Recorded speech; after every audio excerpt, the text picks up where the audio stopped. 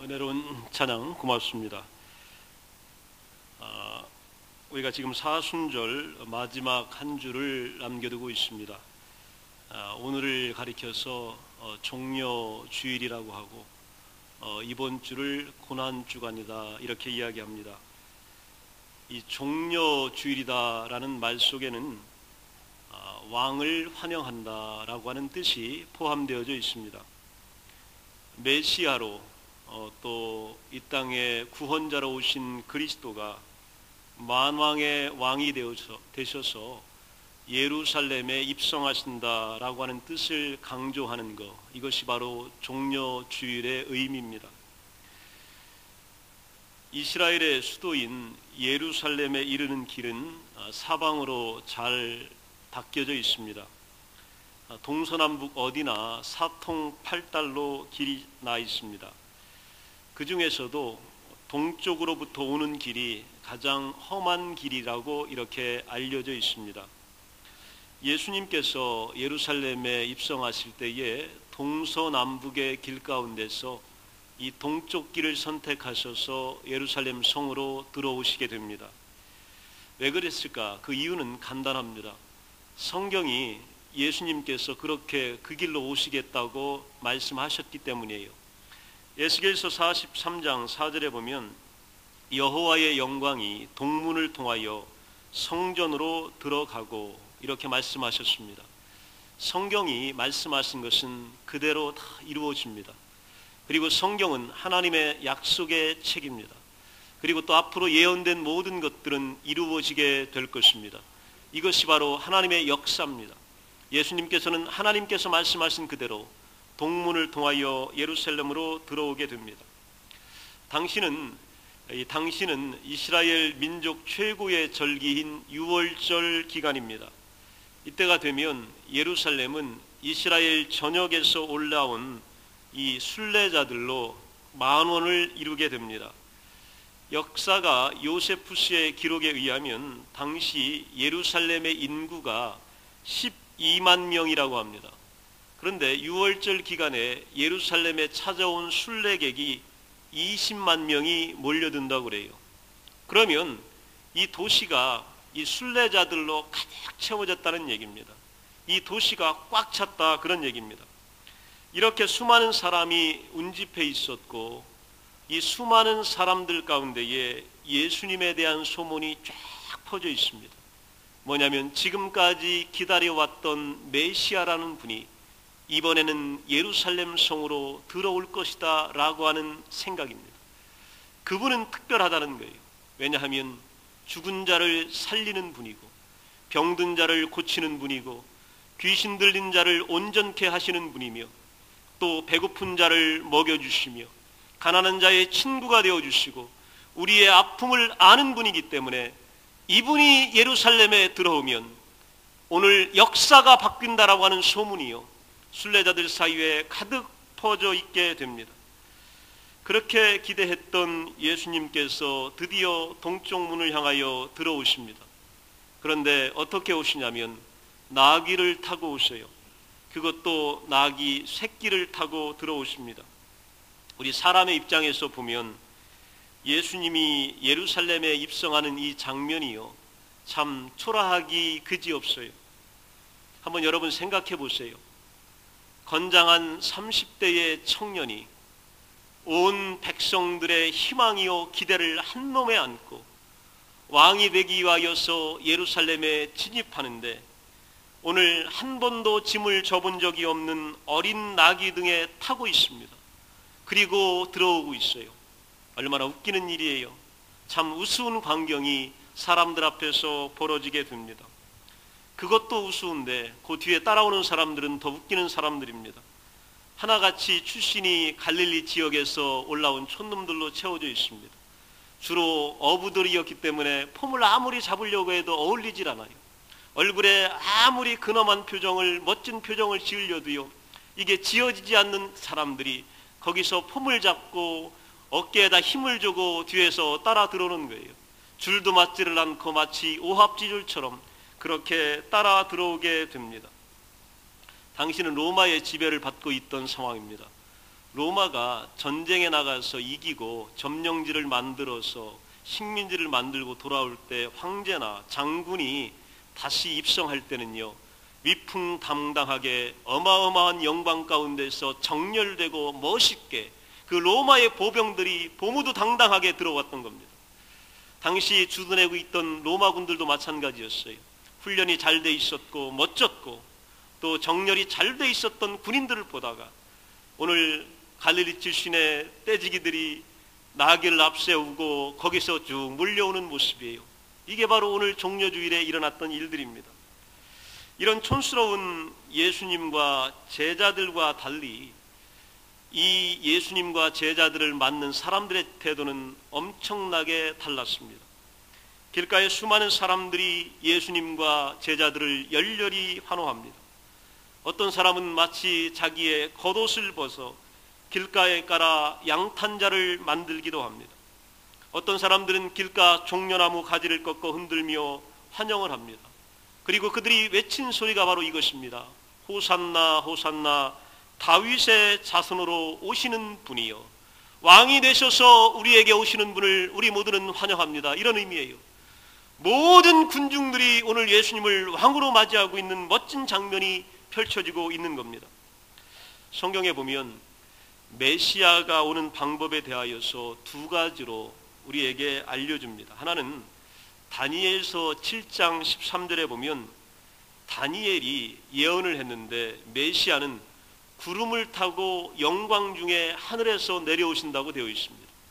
또 한 가지 성경에 보면 스가랴 9장 9절에 보면 나귀를 타고 메시아가 오신다, 이렇게 성경은 말하고 있습니다. 두 가지 중에 어떤 것이 맞는 걸까? 메시아가 구름 타고 오는 거에 맞는 걸까? 아니면 나귀 타고 오는 게 맞는 걸까? 여기에 대하여 많은 연구를 했던 랍비가 이렇게 이야기합니다. 세상이 아직 메시아를 맞을 준비가 되어 있지 않을 때에는 메시아는 나귀를 타고 임할 것이고, 세상이 메시아를 맞이할 준비가 되어 있을 때에는 구름을 타고 오실 거라고 가르쳤습니다. 우리 주님이 다시 오실 때에, 우리가 주님 맞을 준비를 다 했을 때 우리 주님은 천사장의 나팔소리와 함께 영광 중에 하늘에서 구름을 타고 여러분에게 내려오실 줄로 믿습니다. 생각만 해도 황홀합니다. 그때를 위하여 오늘 참고 있는 거예요. 그때 영광을 바라보며 오늘의 수치를 우리는 묵묵하게 감당하고 있는 겁니다. 그때를 바라보며 십자가의 길을 우리는 주님과 함께 걸어가고 있는 거예요. 우리 주님은 다시 오십니다. 왜냐하면 성경이 그렇게 쓰여 있기 때문에 그래요. 성경은 하나님의 말씀입니다. 하나님의 말씀은 변한 적이 없고 틀린 적이 없습니다. 그리고 이루어집니다. 이루어지기를 믿는 자들에게 오늘도 이루어집니다. 우리 주님은 다시 우리에게 오실 줄로 믿습니다. 이런 기계대로 예수님이 나귀를 타고 입성하니까 그들의 환호는요, 하늘을 찌를 만큼 엄청났습니다. 이 백성들의 환호와 예수님의 마음은 좀 달랐어요. 왜냐하면 예수님은 너무 잘 알고 계셨기 때문에 그래요. 내가 여기 왜 들어가는지, 가서 어떤 일을 해야 되는지를 예수님은 너무나 잘 알고 계셨습니다. 그렇다면 예수님의 마음은 어떠셨을까요? 백성들은 저렇게 열렬하게 환호하고 왕이라고 아우성치는데, 그리고 우리의 왕이 되어달라고 이야기하는데 예수님은 가야 할 길이 다른 거예요. 예수님의 마음은 굉장히 아프셨을 겁니다. 예수님의 마음은 굉장히 쓰리셨을 거예요. 예수님의 마음은 굉장히 불쌍하게 그들을 바라보셨을 겁니다. 예수님과 군중들 사이에, 예수님과 백성들 사이에는 건널 수 없는 엄청난 간격이 오늘 존재하고 있었던 겁니다. 유대인들에게는 그들이 바라는 메시아 상이 있었습니다. 그들은 예수가 그렇게 되기를 원했던 거예요. 그들의 기대대로 왕이 되기를 원했던 겁니다. 오늘 기적을 일으켜주기를 바랬던 겁니다. 그들의 환호를 한 몸에 안고 그들의 기도를 예루살렘 성 안에 들어가서 충족시켜 주시기를 오늘 바라고 있었던 겁니다.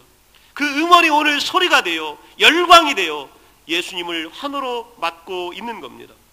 그런데 이런 기대와 저런 소원과는 상관없이 예수는 전혀 다른 길로 가는 것을 백성들은 이제는 지켜봐야 합니다. 고난의 길, 죽음의 길, 이 길을 찾아가는 거예요. 이기는 길을 갈 줄 알았더니, 영광의 길을 갈 줄 알았더니 힘 있는 길을 갈 줄 알았더니, 사람들이 우러러보는 위대한 길을 갈 줄 알았더니, 예수라는 분이 거기 들어와서 일주일간 하는 걸 보니까 이거는요 딴판이에요. 생각하지 않았던 고난과 작은 길, 수치스러운 길, 이런 길만을 골라다니는 것을 이 백성들은 보게 됩니다. 자신의 기대치가 무너졌을 때에 메시아를 왕으로 환호했던 그들의 소리는 변하여서 이제는 예수를 죽이라고 분노와 저주로 바뀌어 가는 것이 고난주간입니다. 기대를 배반한 자는 반드시 죄의 대가를 치러야 되고, 이 죄의 대가는 십자가에서 죽어야 한다는 것, 이것이 바로 백성들의 생각이었고 백성들의 요구였습니다. 그런데 예수님은 무엇 때문에 이렇게 백성들의 기대를 저버렸을까요? 백성들 편에서 보면 예수님이 배반한 거예요. 적어도 하던 대로만 해줘도 괜찮아요. 죽은 자 살려주면 될 거 아니에요. 오늘 병든 자 거기 가서 고쳐주면 되시잖아요. 거기서 좀 기적을 좀 일으켜주면 되잖아요. 그런데 예수님은 그렇게 하지 않았습니다. 그 이유가 뭘까요? 왜 고난의 죽음의 검은 터널을 예수님은 자초해서 건너가셨을까요? 이 과정을 통과해야만 예수님은 우리에게 구원을 가져다 줄 수 있었기 때문이에요. 예수님이 그렇게 하지 않았으면 우리와 아무런 상관이 없었던 겁니다. 나와 하나님은 아무런 상관이 없는 거예요. 나와 오늘 예수 그리스도는 아무런 상관이 없는 거예요.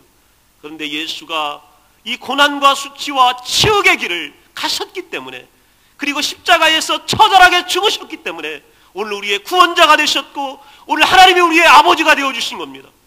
우리 예수님은 그러기 위하여 십자가를 지고 가셨던 겁니다. 왜 십자가에 되냐 하는 의문이 생깁니다. 그 이유를 성경은 해석해 줍니다. 그거는요, 죄와 연관이 되어 있기 때문에 그래요. 이사야서 53장 5절에 보면 성경의 핵심 진리가 거기 나옵니다. 우리가 예수 믿는 이유가 거기 나와요. 그가 찔림은 우리의 허물 때문이요 그가 상함은 우리의 죄악 때문이라. 그가 징계를 받음으로 우리가 평화를 누리고 그가 채찍에 맞음으로 우리가 나음을 받았도다. 즉 우리 인간의 실존의 모습이 뭐냐면요, 허물과 죄악으로 점철된 거, 이게 인간이다 이거예요. 우리가 누구냐 뜯어놓고 보니까 허물투성이고 죄악투성이다 이거예요. 그래서 예수님은요 이것을 해결하셔야만 했던 거예요. 인간을 어떻게든지 살려주셔야만 했던 겁니다. 인간이 어떻게 할 수 없는 상태를 지니고 있었던 겁니다. 우리의 능력 밖의 일이었어요. 허물과 죄는 인간이 해결할 수 있는 것이 아니었던 거예요. 그래서 이 문제를 해결하시기 위하여 하나님이 개입하신 거예요. 우리의 문제를 바로잡아 주시기 위하여, 이 문제를 우리 앞에서 구원으로 승화시켜 주시기 위하여 하나님이 우리 앞에 나타나신 겁니다. 인간이 어쩔 수 없는 상태에 놓여 있음을 4절이 우리들에게 잘 알려줍니다. 4절에 보면 그가 실로 우리의 질고를 지고 우리의 슬픔을 담당하였거늘 우리는 생각하기를 그는 징벌을 받아 하나님께 맞으며 고난을 당한다 하였노라. 인간이 뭘 지고 있냐면요, 질고를 졌다는 거예요. 질고가 뭐냐면 질병이에요. 우리 인간은요 태어나면서부터 병과 싸우는 거예요. 그리고 병에 대한 두려움을 갖게 되고 죽음에 대한 공포 가운데 우리가 있게 되는 겁니다. 우리 인간이 가진 이 질병과 질고, 또 하나는요 슬픔이에요.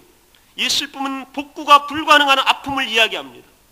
질병이 우리에게 얼마나 도전이 되는지, 현대의학이 아무리 발전해도요 생명을 조금 연장시켜 주거나 때로는 약간 완화시켜 줄 뿐이지 우리에게 문득 찾아오는 죽음과 질병의 늪을 제거해 줄 수는 절대로 없습니다. 슬픔도 마찬가지입니다. 우리는 인생을 살아가면서 오래 살면 살수록 기쁨보다는 슬픔이 우리에게 더 많이 생깁니다. 앞으로 이런 일들이 우리에게 더 많이 생길 겁니다. 우리의 힘으로 어찌할 수 없는 일들이 우리는 많이 감당해야 합니다. 사별의 아픔이 있고 사랑하는 사람을 잃어야 되고 생각지 않았던 아픔들이 우리에게 찾아오게 될 겁니다. 이것이 인간의 모습이에요. 질병과 질고 앞에 서 있고 슬픔과 아픔 앞에 서 있는 인간, 이 인간을 위하여서 우리 예수님이 이 땅에 내려오신 겁니다. 이걸 우리가 해결할 수 있었으면 예수님이 필요하지 않았을 겁니다. 그런데 우리가 할 수 있는 일은 뭐냐면요, 질병 앞에서 좌절하는 일밖에 없어요. 슬픔 앞에서 우리는 눈물 흘리는 일밖에 없습니다. 우리가 할 수 있는 일이 아무것도 없어요. 그래서 철학자는 이걸 뭐라고 얘기하냐면 한계 상황이다. 도저히 내가 극복할 수 없는 상황이 인간의 종착역 앞에 놓여 있다고 이렇게 얘기했습니다. 오늘 그누가 인생을 살아간다 해도 인생의 마지막 길은 질병과 질고 슬픔과 괴로움이, 외로움이, 아픔이 우리 앞에 가로놓여 있는 겁니다. 여기를 통과해서 이길 사람이 세상에 아무도 없는 거예요. 그래서 우리 주님은요, 우리 하나님은요, 우리의 모습을 보시고 긍휼히 여기신 거예요. 불쌍하게 보신 거예요. 저들이 어찌하여 살 수 있을까? 어떻게 하면 저들을 살려줄 수 있을까? 그래서 선택하신 방법이 어떤 것이냐면 우리의 죄악을 그리스도에게 지게 하신 거예요. 어떤 죄악이냐면 질병과 질고와 슬픔과 아픔을 예수에게 담당시킨 거예요. 그리고 십자가에서 내 죄를 대신하여 예수가 죽도록 만드신 것, 이것이 바로 십자가의 사건입니다. 예수가 죽음으로 인하여 우리는 질병과 질고를 이길 수 있게 되었습니다. 여러분, 예수 그리스도의 이름으로 명합니다. 오늘 모든 질병이 떠나갈 줄로 믿습니다. 이것이 십자가의 능력이에요. 오늘 죽음의 권세가 여러분을 두렵게 하지 못할 줄로 믿습니다. 이것이 바로 부활의 능력입니다. 우리는 부활을 믿습니다. 주님의 치유를 믿습니다. 주님께서 우리의 슬픔을 달아나게 할 줄로 믿습니다. 이것이 주님이 주는 기쁨이에요. 주님이 없으면 우리는 슬픔 앞에 처참하게 무너지게 되어 있습니다. 이 아픔 속에 우리는 절망하게 되어 있습니다. 그러나 주님은 이 슬픔과 아픔을 다 지고 거기서 죽이셨습니다. 그래서 우리에게 남아있는 것은 어떤 거냐면 주님이 해결하신 위대한 구원의 기쁨만이 우리들에게 남게 된 겁니다. 우리 주님은 이것을 해결하려고 십자가를 향하여 가신 것입니다. 예수님께서 고난당하신 거, 또 죽임당하신 거, 이건 최고의 수치와 치욕이었습니다. 왜냐하면 왕은 어울리지 않는 거예요. 하나님이 인간에 의해서 죽임당한다, 이거는요 맞지 않는 얘기예요. 하나님이 피조물을 사랑해서 이 땅에 내려오셨다, 그리고 침뱉음을 당했다, 매맞았다, 또 사람들이 조롱했다, 맞지 않는 거예요.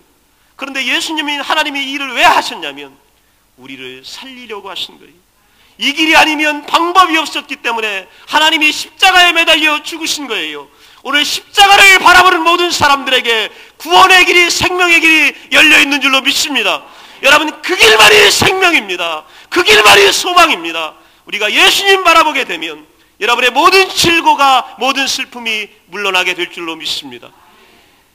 스위스에서 일어났던 실화입니다. 이 스위스는 굉장히 조직화된 나라이고 정비가 잘 된 나라입니다. 또 험산줄령이지만 시설이 잘 돼 있어서 관광객이 많이 찾아오고 아름다움을 만끽하는 동네예요. 그럼에도 가끔 사고가 납니다. 이 험한 산 비탈길에서 이 관광객 또 주민들을 가득 태운 버스가 막 내려오고 있는데 이 브레이크가 그만 고장을 일으키게 됩니다. 내리막길이기 때문에 브레이크가 고장났다라고 하는 것은요, 가속도가 붙는다는 얘기예요. 이 제어할 만한 장치가 사라졌기 때문에 속도가 막 붙어서 내려옵니다. 근데 다행인 것은 운전수가 아주 노련합니다. 브레이크가 파괴되었지만 아슬아슬하게 운전을 해가지고 내려오고 있습니다. 고개 운전이죠. 모든 승객들이 두려움에 떨면서 어떤 승객들은 기도하기 시작합니다. 하나님을 향하여 부르짖습니다. 하나님, 이 위기의 순간에 우리를 좀 구원해 주시고 살려달라고 울부짖기 시작합니다. 가까스로 운전사의 실력 덕분에 동네 어귀에까지 이제 막 이르게 되었습니다. 승객들은 이제 안도합니다. 이제는 어느 정도 위험한 기간은 지났구나라고 이제 안도할 때에 아직까지도 속도가 붙어 있는 거죠. 아직 속도가 다 죽지는 않았습니다. 그런데 이 버스가 지나가야 되는 길 앞에서 동네 어귀에 어린아이들 무리가 놀고 있는 거예요. 너무 당황한 이 기사는요, 경적을 막 울려댑니다. 빨리 피하라고 막 울려댑니다. 아이들이 막 피하기 시작합니다. 다 피했습니다. 그런데 한 아이가 거기서 그대로 놀고 있는 거예요. 아무리 경적을 울려도 피할 줄을 모릅니다. 기사는요, 땀이 납니다. 등에서 막 그냥 막 땀이 흐릅니다. 어떻게 해야 되나? 누구를 선택해야 되나? 이 상사의 판가름의 순간에 와 있는 거예요. 오늘 저 어린아이를 살리려고 핸들을 잘못 틀으면 여기 버스에 가득 탄 승객과 주민들이 다 죽게 생겼습니다. 아니면 이 승객들을 살리려면 저 어린아이를 치고 나가야 돼요. 이 버스 기사는 어찌해야 될 바를 몰라서 고민하고 있습니다. 이 선택의 기로에 서 있습니다.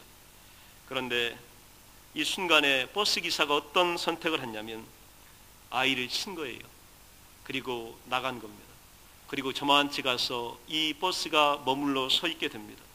승객들은 전부 다 무사합니다. 아이는 죽었습니다. 죽은 아이를 이 기사가 내려가서 안습니다. 이 기사를 향하여서 동네 사람들은 살인자라고 소리지릅니다. 분노합니다. 승객들조차도 왜 어린아이를 쳤느냐고 아우성칩니다. 당신이 어린아이를 죽게 만들었다고 분노하면서 그에게 손가락질하며 그를 때리려고 합니다. 바로 그 순간에 한 승객이 이렇게 이야기합니다. 여러분, 저 아이는 소리를 듣지 못하는 운전사의 벙어리 아들입니다. 저 운전사는 우리를 위하여 자기 아들을 희생시킨 겁니다. 기사는요, 많은 승객을 위하여서 소리를 듣지 못하고 경적을 듣지 못하고 그 자리에서 놀고 있던 아들을 희생시키며 수많은 승객들을 살려낸 겁니다.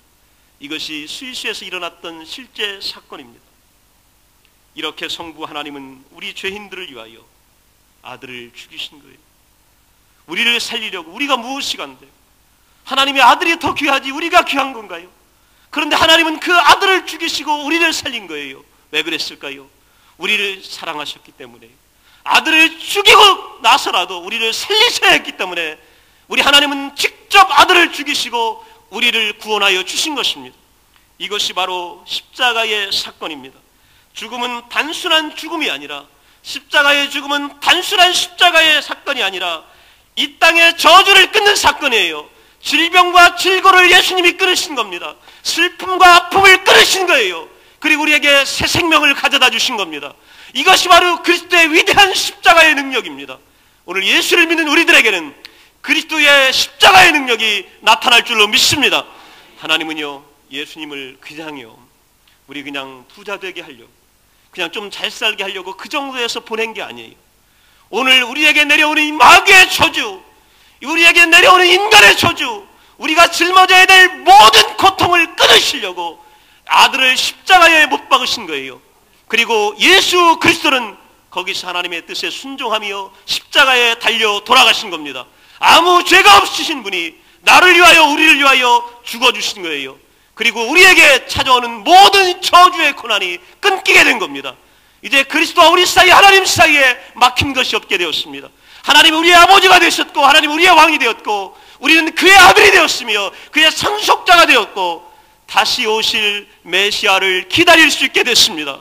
우리 그전에는 자격이 없었습니다. 이제는 예수님이 공중에서 구름 타고 오실 것을 기다리는 위치를 우리는 알게 되었습니다. 날마다 그분을 사모하며 살아가게 된 겁니다. 그분이 오시면은 여러분 지금 가지고 있는 육체의 고난도 다 끊어지게 됩니다. 그리고 그분을 통하여 우리는 영광을 받게 되는 겁니다.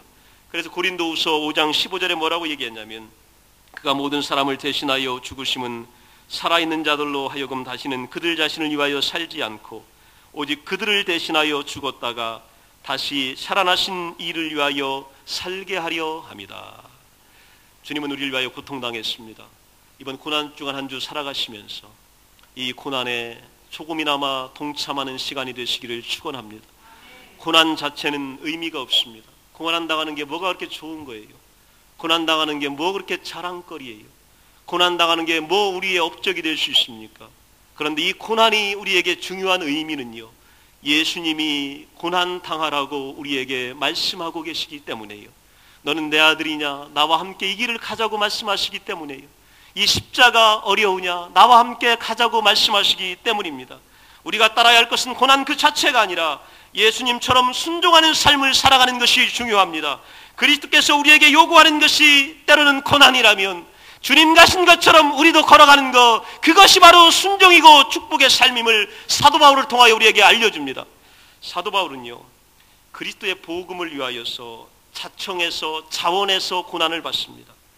그러면서 그것을 고난이라고 생각을 안 해요. 오늘 죽는 일을 어렵게 생각을 안 해요.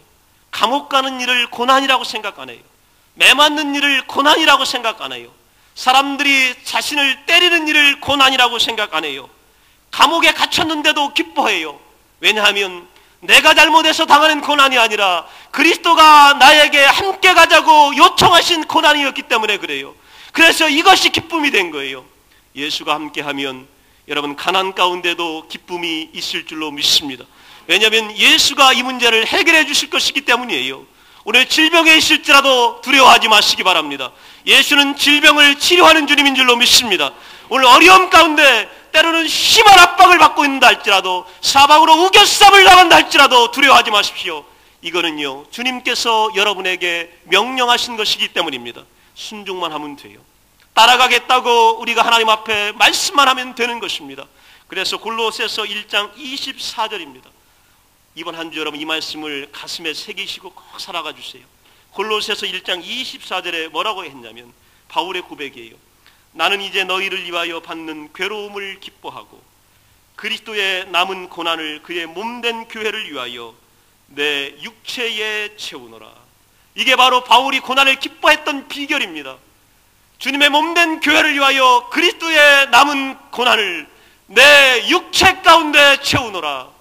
여러분, 신앙생활 하면서 우리가 맞는 고난이요, 아이디얼한 게 아니에요. 형이상학적인 것이 아닙니다. 고차원적인 것이 아니에요. 예수 믿다 보면요, 육체로 느껴지는 고통이 많아요.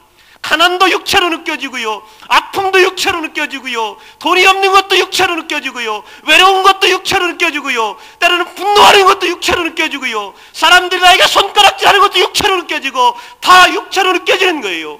그런데 사도 바울은요, 그리스도의 남은 고난, 그리스도와 함께 가기 위하여 그리스도가 내게 주어진 이 고난을 주님의 몸된 교회를 위하여 내 육체 가운데 내가 달개지고 가겠다, 이렇게 말씀하고 있는 겁니다. 여러분이 지는 고난은 그리스도께서 여러분에게 남겨주신 고난인 줄로 믿습니다. 여러분, 이 고난을요, 내 육체 가운데 채우세요. 생각으로 채우는 게 아니라 정말로 어려워서 어쩔 수 없는 고난 가운데서도 그리스도와 함께 가고 있기 때문에 우리에게는 기쁨이 되는 겁니다. 골로새서 1장 24절 여러분 잊지 마시고, 이번 한 주 내 육체 가운데 고난을 채우며 나가게 되면 그리스도의 위대함이 우리들 가운데 살아나게 될 것입니다.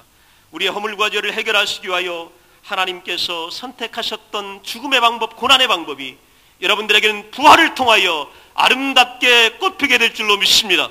여러분, 조금만 참으십시오. 조금만 인내하십시오. 조금만 감당하십시오. 어려워도 조금만 힘들어하십시오. 이제 주님의 부활이 다가옵니다. 주님의 재림이 다가옵니다. 영광의 왕이 우리에게 오실 것입니다. 그분이 우리를 들려 올라가실 것입니다. 그리고 그분이 우리의 모든 수치를 베어내실 겁니다. 그리고 나서 여러분을 하나님의 귀한 아들의 모습으로 회복시켜 주시는 위대한 날이 찾아오게 될 것입니다. 오늘 이런 마음으로 한 주간 기도하시면서 고난의 주님과 함께하는 귀한 일주일 되시기를 간절히 축원합니다. 다 함께 일어나시겠습니다.